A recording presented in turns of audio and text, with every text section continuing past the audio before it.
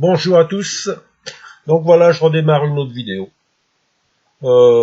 Parce que quelqu'un m'a parlé de K 2019, une vidéo sur les pyramides. Voilà, donc j'ai relevé déjà une première petite erreur.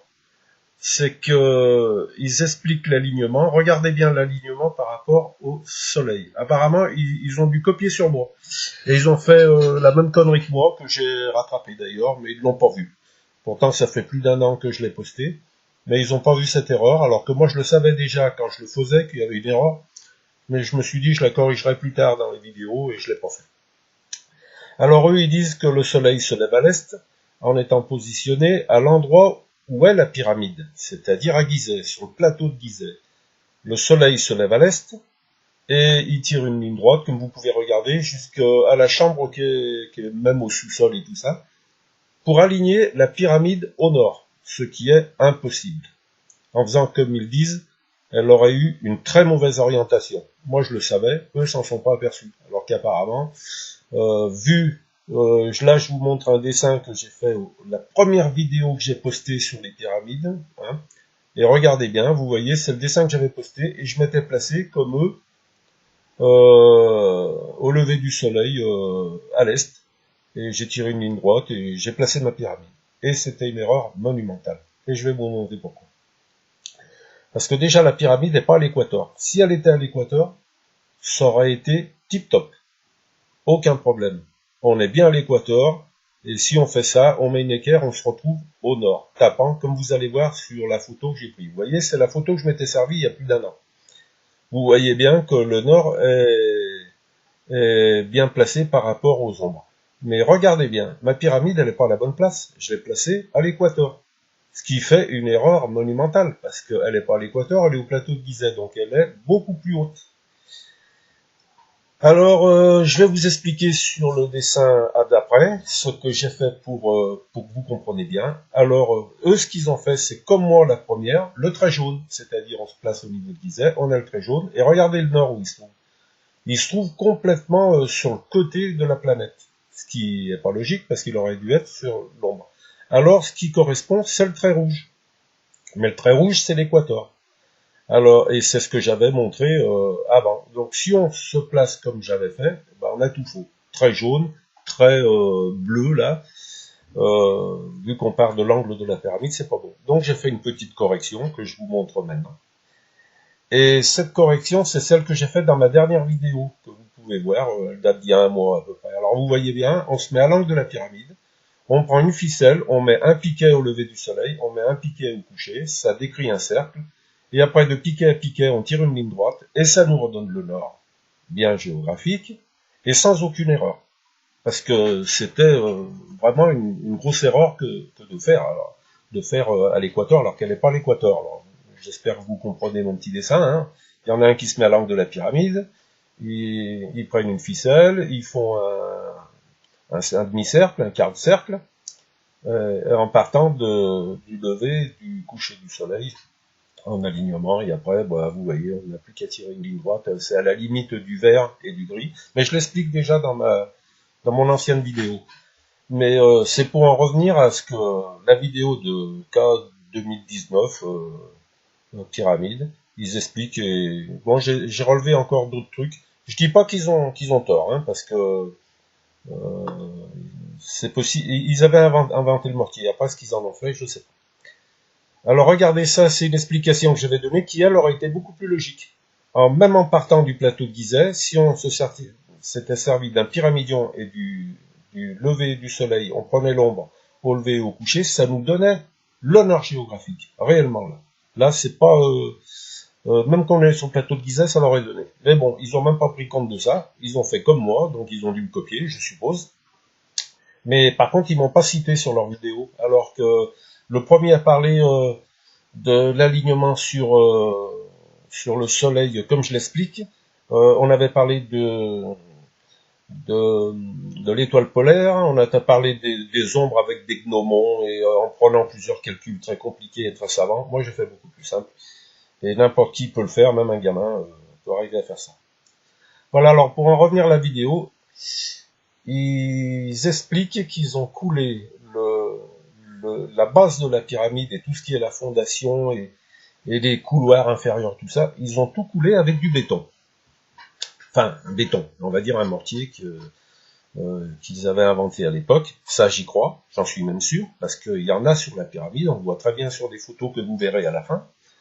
Alors, le mortier existait. Maintenant, est-ce qu'ils ont fait des pierres ou pas? Oui, je pense qu'ils ont dû faire des pierres, pour faire des rattrapages ou des choses comme ça. Mais toute la pyramide entière, moi, j'y crois pas trop. J'y crois pas trop, je vais vous donner mes arguments. Hein. Maintenant, je ne veux pas aller contre les égyptologues, contre tous les gens qui font de la recherche, parce que moi, comme j'ai toujours dit, je ne suis ni ingénieur ni égyptologue, je suis quelqu'un qui se passionne pour les pyramides. Voilà, je fais des hypothèses, chacun en fait ce qu'il veut, et je donne mon avis par rapport à tout ce que j'ai appris, hein, malgré que j'ai quitté l'école à 16 ans, donc vous voyez, au niveau de la narration, c'est pas une belle nana avec une jolie voix qui vous fait la narration, c'est moi, c'est plus minable que bien, mais enfin, l'important c'est que vous compreniez. Hein. Bon, je fais des fautes aussi, si vous avez dû voir, je fais pas mal de fautes, mais bon, pour moi, j'y accorde pas une grosse importance, c'est pas ce qui fait la valeur de la personne. Donc, je reprends. Alors, ils ont coulé tout le dessous de la pyramide, ils ont mis des caissons en bois, ils ont fait un vrai coulage, un coulage en béton, pour avoir des couloirs bien droits et tout ça. Moi, j'ai des gros doutes, parce que le barrage ouvert a été coulé en béton. Et le béton, quand il est coulé, il chauffe, il commence à chauffer, il monte en température. Vous êtes sur le plateau d'Isère, qui fait une moyenne entre 20 et 45 degrés, voire peut-être 50, j'ai aucune idée, j'y suis jamais allé. Le barrage ouvert, j'ai récupéré ça sur Wikipédia, et vous pouvez y aller.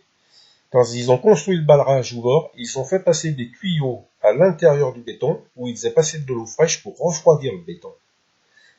Et vous imaginez que la masse du barrage ouvert, à mon avis, n'est pas de la taille de la pyramide, hein, parce qu'on parle du fond de la pyramide, plus la pyramide, parce qu'ils disent que ça a été tout coulé en béton.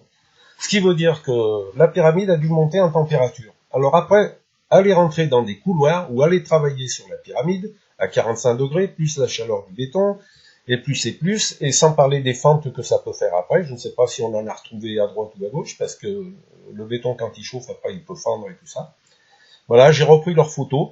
Là, on voit des milliers de personnes qui, avec des seaux, ou je sais pas comment ils font, ils remplissent.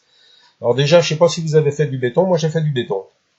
À la brouette et au seau. Quand vous prenez une brouette et que vous faites du béton, il faut savoir que pendant que vous bricolez, vous faites votre petit bricolage, le béton descend au fond, l'eau remonte en haut, et après, eh ben c'est pas simple, il faut tout remuer après. Et à chaque fois que vous laissez un peu reposer, il faut tout remuer encore.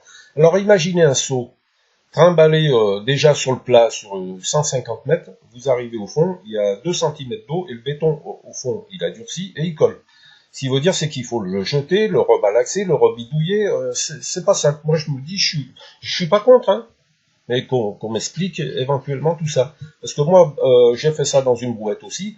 Avec la pelle, eh ben, c'est un boulot de dingue après, parce que l'eau est toute remontée, il faut rebrasser, vous utilisez ce que vous avez besoin, il faut encore rebrasser. Et là, on me parle de faire à peu près 200 mètres avec des seaux, avec de l'eau et tout ça. Quand le seau il arrive au fond, c'est compliqué. Hein. Mais bon, moi je dis pas non. Hein. Après, on me dit que les pierres de finition ont été coulées. Ah, je suis d'accord aussi, c'est possible et tout ça, hein, je veux bien. Mais par contre, pour les alignements des angles, et là vous allez le voir maintenant, il y a un coffre, on nous monte un coffrage. Alors déjà sur l'extérieur, je sais pas comment il fait, parce que le béton il est lourd et ça a tendance à appuyer sur le bas, c'est la poussée d'Archimède. Ce qui veut dire qu'il devrait arriver à pouvoir s'écarter, à s'éclater. Après, il faut pas qu'il ait 2-3 mm de décalage à droite, à gauche, vers l'avant, vers l'arrière, parce que vous arrivez à 148 mètres en haut de la pyramide, l'alignement il est foutu. Comment vous faites sur une surface lisse pour rattraper cette erreur? Pour moi, c'est presque impossible. C'est presque impossible. Mais enfin, bon, je suis pas contre. Maintenant, je voudrais qu'on m'explique... béton coulé, je suis d'accord. Hein, je reviens là-dessus. Je vais pas dire qu'ils l'ont pas fait. Mais par contre, qu'on m'explique. Il y a des pierres qui sont après la finition, c'est-à-dire les pierres taillées de finition extérieure, où on voit des pierres qui tiennent avec du mortier. Si c'était tout des pierres coulées avec des coffrages, on ne devrait pas avoir des interstices comme ça. Alors je suppose que c'est des pierres qu'ils ont ramenées, qu'ils ont taillées, et qu'ils ont balancées, et qu'ils ont rebouchées. Alors, regardez, vous voyez bien, on voit des cailloux. Mais ça, je le montre déjà dans mes autres vidéos. Pour ceux qui ont déjà vu mes vidéos, ils savent déjà de quoi je parle. Et ça, bon, c'est des photos qui ont été prises par un archéologue. Vous voyez, il y a des cailloux. Et on voit même du mortier qui a été fait. Alors, ils sont où, là, les caissons avec le béton coulé? Ils ont pas tout fait la pyramide avec ça, alors. Moi, c'est ce que je pense.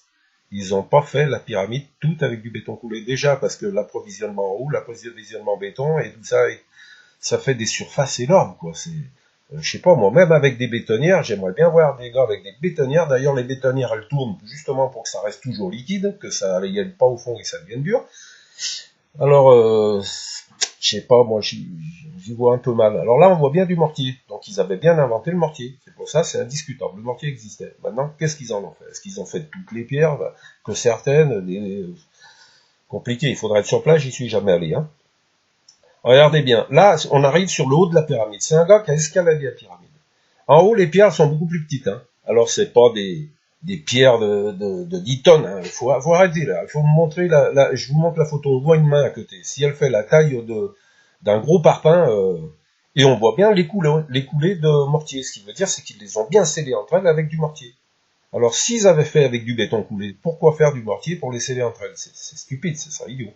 On voit bien qu'il y a du jeu entre les pierres et tout. Regardez bien, on voit du mortier entre les pierres, là. Le gars, il a la main à côté, c'est pas des pierres géantes. Faut arrêter avec des pierres de 500 tonnes, 1000 tonnes, 100 000 tonnes, c'est bon, allez. Regardez bien la pyramide, regardez bien juste en haut de la pyramide, le gars qui grimpe. En haut, il y a que des petits cailloux. Ils vont pas s'amuser à faire des coffrages, alors qu'à mon avis, ça irait bien plus vite de tailler des pierres, de les poser, c'est ce que je pense d'ailleurs, parce que quand on regarde bien toutes les photos, c'est ce qu'on dirait, on dirait que c'est des pierres qui ont été ramenées posées, regardez bien, on voit, ça a été scellé au mortier. Alors je veux bien que certaines pierres aient été faites, mais pas tout, parce que ça explique pas toutes ces photos. Et tout au long, regardez bien toutes mes vidéos, tout ce que j'explique, et vous verrez bien que ça paraît assez logique, le système JAF. Alors le système JAF, je reviens là-dessus, c'est ce que j'ai dit, ce sont mes hypothèses. Et jusqu'à présent, j'avais jamais entendu personne de parler de ça. Alors ça, l'hypothèse, déjà c'est l'alignement en or avec mes explications, ça c'est le système JAF, plus les rampes telles que je les explique dans toutes les vidéos que j'ai faites, c'est la deuxième hypothèse. Alors, c'est pour que vous compreniez bien que le système JAF, ce n'est pas que les rampes. Je m'y suis pris depuis le début pour savoir plus ou moins comment ils avaient pu faire, et j'avais jamais entendu parler ni des alignements, ni des rampes telles que je les propose. Voilà, là on est presque en haut de la pyramide. Regardez, le gars, s'il fait des caissons, il les aurait mis côte à côte, il les aurait coulés. D'ailleurs, ils auraient peut-être même coulé que d'un seul coup. Pourquoi ils auraient fait la base de la pyramide en une seule fois, et ils seraient emmerdés à faire des cubes à l'intérieur? C'est stupide. Ils auraient mis des gars qui balançaient, et au fur et à mesure ils avançaient, et ils jetaient leur béton. Après on me parle des couloirs qui descendent en bas, qui montent, chambre du roi, chambre de la reine. Imaginez le béton qui chauffe, et les gars qui doivent travailler dans les couloirs, et qui montent et qui descendent. Le barrage ouvert, ils disent qu'il aurait fallu 120 ans pour refroidir le barrage, pour qu'il soit froid. 120 ans. Alors imaginez la pyramide, à peine 10 ans après, les gars, ils n'auraient pas pu rentrer dans les couloirs et bosser dans les couloirs avec les températures du béton qui est en train de sécher, de durcir. Enfin, c'est ce que je suppose, maintenant qu'on m'explique. Et je ne dis pas que c'est faux, rien du tout, mais qu'on m'explique ce que moi je vous dis. Si j'ai raison, si j'ai tort. Maintenant, regardez le haut de la pyramide. Si c'était fait avec des coffrages, ça ne serait pas comme c'est là. Là, c'est des pierres qu'ils ont posées, il y a du jeu entre elles. Elles n'ont même pas été scellées, apparemment, parce que si on regarde, on dirait qu'elles n'ont même pas été scellées. Alors, qu'on m'explique ça? Si ça a été tout fait avec du béton coulé, qu'on m'explique pourquoi, en haut, les pierres sont faites comme ça. Après, on me parle que le granit, il a été chauffé, fondu, et tout ça. Je suis tout à fait d'accord, c'est peut-être possible, je sais pas. Mais regardez la lentille, elle fait 5 mètres. 5 mètres de diamètre. Imaginez le poids de la lentille, tenue juste par 2 petits bouts de bois de chaque côté, je sais pas, avec 3 bouts de bois, quelques planches, une lentille qui, à mon avis, fait quelques tonnes. Parce que si vous prenez le miroir du télescope du Mont Palomar, il fait 5 mètres de diamètre, et il pèse, je crois, 20 tonnes, si c'est pas plus. Et toute l'ingénierie pour le faire pivoter, le faire tourner, l'aligner sur les étoiles, je crois que ça approche les 500 tonnes. Alors là, on m'explique qu'avec 3 bouts de bois qui doivent peser au pire 2-3 tonnes, on tient un miroir qui lui doit peser peut-être 20 tonnes.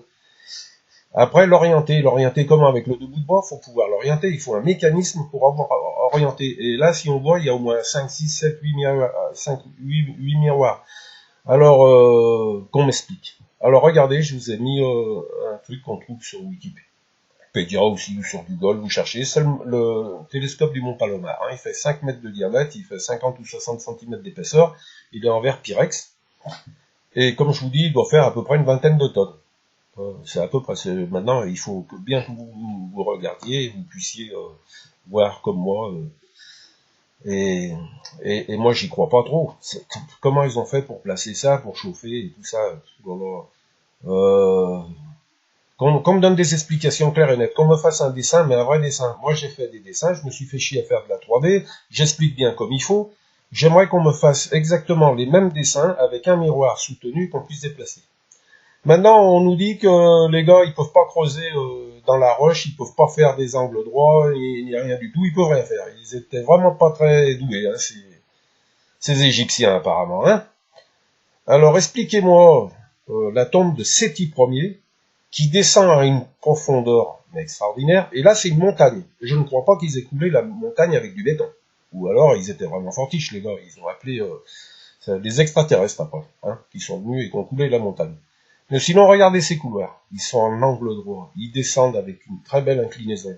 J'ai pas regardé la précision, j'ai pas métré, j'ai pas mesuré, j'en sais rien comment c'est fait. Mais en tout cas, les gars ils ont creusé avec leurs petites mains, hein. Je sais pas si c'est avec des cailloux, avec de l'acier ou avec du cuivre. On me dit que l'acier n'existait pas. Et avec le cuivre, on peut pas.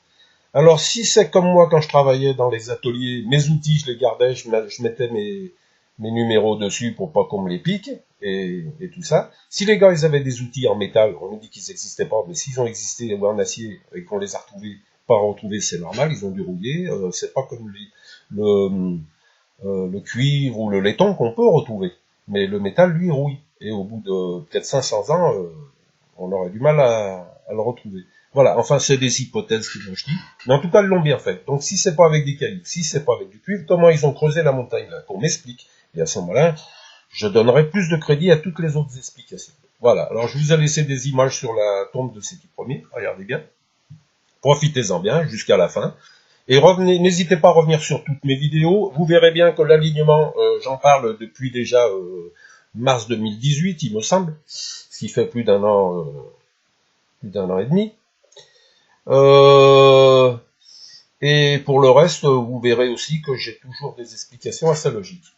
Voilà. Alors, comme toujours, je suis ni ingénieur ni égyptologue, hein, c'est juste pour le plaisir d'apporter ma pierre à la pyramide, parce qu'il en manque beaucoup, donc la mienne, si elle peut arriver à la compléter un peu. Et puis aussi, voilà, j'ai déposé des brevets qui ont bien marché.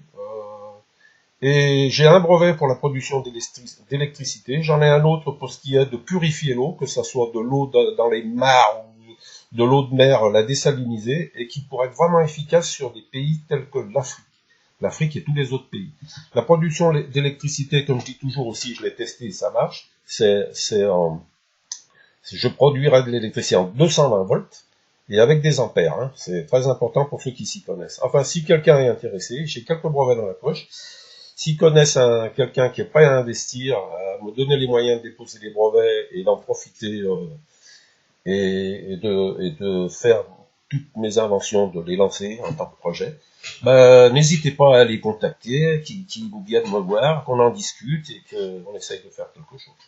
Voilà, je vous souhaite de bien regarder la vidéo jusqu'à la fin et puis n'hésitez pas à me dire ce que vous pensez de mes explications par rapport à ce qui est de la vidéo K2019 Pyramide. Alors je dis pas qu'ils ont tort, hein, parce qu'ils ont des très belles explications, une très bonne narratrice, tout ce que moi j'ai pas, c'est pour ça que mes vidéos elles sont pas beaucoup vues, mais enfin bon tant pis. Voilà, je vous remercie, bonne continuation.